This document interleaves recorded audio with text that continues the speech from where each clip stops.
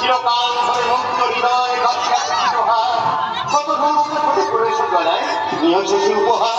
স্বামী, তুমি আমাকে পেয়ে খুশি হয়েছো তো পায়ে? স্বামী, তাই নাকি?